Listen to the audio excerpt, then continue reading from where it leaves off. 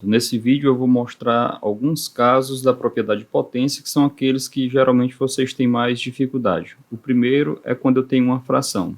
Então, no nosso exemplo A, eu tenho 1/2 elevado a 2. Perceba que esse expoente serve tanto para esse 1 que está no numerador, quanto para o 2 que está no denominador. Então, aqui fica 1 elevado a 2 sobre 2 elevado a 2. 1 elevado a 2 é 1, porque eu vou fazer 1 vezes 1, e 2 elevado a 2 é 4. Mais um exemplo, aqui eu tenho 3/5 elevado a 2. Novamente, esse expoente ele serve tanto para o de cima quanto para o de baixo. Então, aqui é 3 elevado a 2 sobre 5 elevado a 2. 3 elevado a 2 é 3 vezes 3, então aqui vai ficar 9. 5 elevado a 2 é 5 vezes 5, que dá 25. Mais um exemplo. Aqui eu tenho 1 quarto elevado a 2. Isso aqui vai ser 1 elevado a 2 sobre 4 elevado a 2, que vai dar 1 sobre 16. Mais um exemplo. Aqui eu tenho 1/3 elevado a 3. Isso aqui é 1 elevado a 3 sobre 3 elevado a 3. 1 elevado a 3 é 1. 3 elevado a 3, 3 vezes 3 é 9, 3 vezes 9, 27. Exemplo é, eu tenho 1 sobre 10 elevado a 1. Aqui é 1 elevado a 1, 10 elevado a 1. Portanto, aqui vai ser 1 sobre 10. Mais um exemplo, aqui eu tenho 1 sobre 5 elevado a 0. Não importa, se o expoente for 0, todo número elevado a 0, o resultado é 1. Mais um exemplo, aqui eu tenho 2/5 elevado a 3. Aqui vai ser 2 elevado a 3 sobre 5 elevado a 3. 2 elevado a 3 é 8. 5 elevado a 3 é 5 vezes 5 dá 25. 25 vezes 5 que dá 125. Vamos fazer agora quando a gente tem expoente negativo. Olha nosso primeiro exemplo. Eu tenho 2 elevado a menos 3. Então, a base vale 2, o expoente menos 3. Sempre que você tiver um expoente negativo, você vai fazer 1 sobre.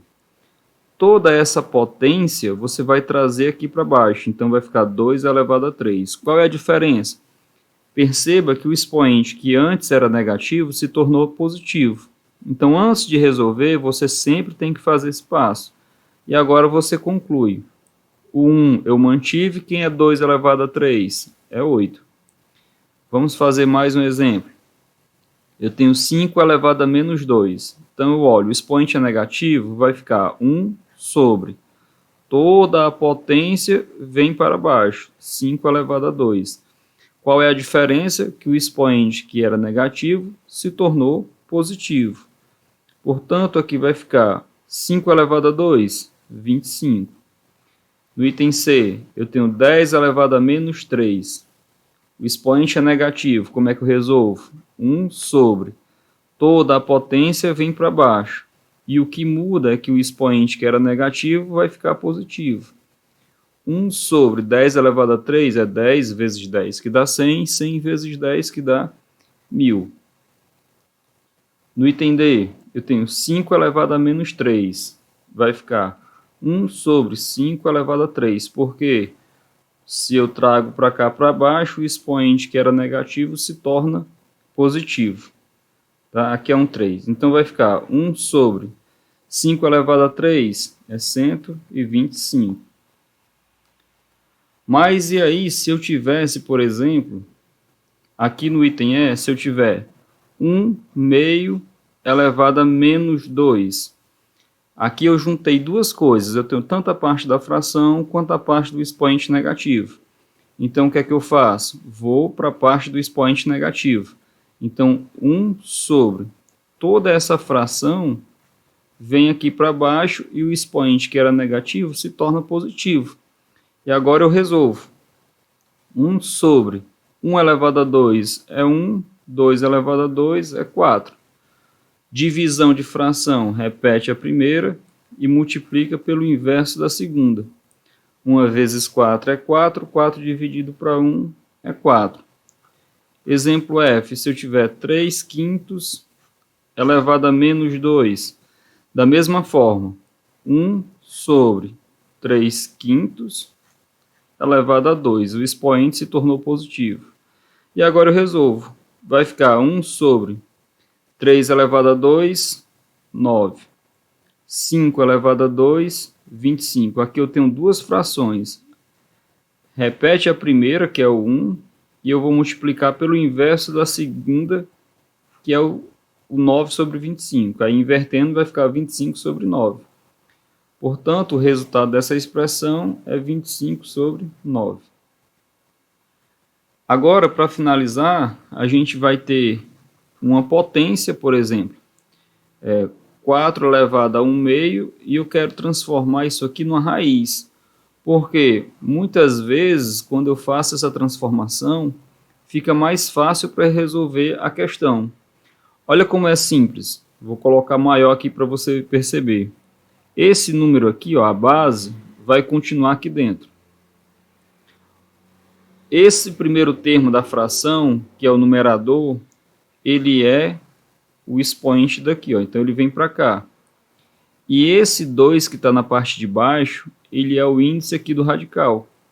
Então, 4 elevado a 1 meio é a mesma coisa de raiz quadrada de 4. Por quê? 4 elevado a 1 é o próprio 4. E quando é raiz quadrada, esse 2 que está aqui eu não preciso colocar. Mais um exemplo, aqui eu tenho 9 elevado a 1 meio, da mesma forma. Se eu transformar para raiz quadrada, o 9 continua aqui. O 1 é o daqui e o 2 é o daqui. Para eu resolver, 9 elevado a 1 é 9. Então vai ficar a raiz quadrada de 9, que dá 3. Aqui eu não coloquei, mas a raiz quadrada de 4 é 2. No exemplo C, eu tenho 8 elevado a 1 terço. Então, como é que eu transformo isso aqui em raiz? O 8 continua aqui dentro, esse daqui é o daqui e esse é o daqui. Então, o que é que acontece? Eu tenho a raiz cúbica de 8, que é 2. Só você pensar, 2 vezes 2 vezes 2 dá 8. Se eu fazer aqui, ó, se eu fizer aqui 2 vezes 2 vezes 2 dá 8. Então, quem é a raiz cúbica de 8? É o 2. Mais um exemplo para a gente finalizar. 4 elevado a 2 terços. Como é que eu transformo? Isso aqui, o 4 vai ficar na parte de dentro, o 2 é o número daqui, e o 3 vem para cá. 4 elevado a 2 dá 16. 16 não tem raiz cúbica exata, então por isso que eu vou deixar na forma de radical.